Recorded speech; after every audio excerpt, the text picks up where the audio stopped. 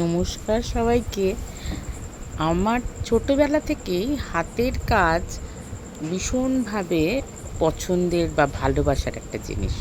তো অনেক দিন ধরেই এই ক্লের ওপর যে গয়না বানানোটা আমার খুব ভালো লাগছিল, ইচ্ছা করছিল একটা বানাই, কিন্তু সময়ের অভাবে কাজের অবসর পাওয়া যায় না। তো অনেক দিনের ইচ্ছা আজকে কাজের ফাঁকে পূরণ হলো।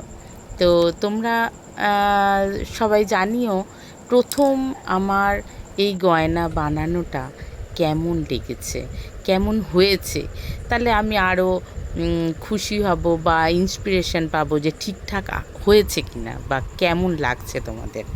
তো সবাই জানিও। তার সাথে একটা কানেরও বানিয়েছি। তো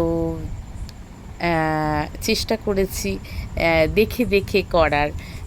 অনেক দিনের ইচ্ছা আজকে পূরণ হয়েছে।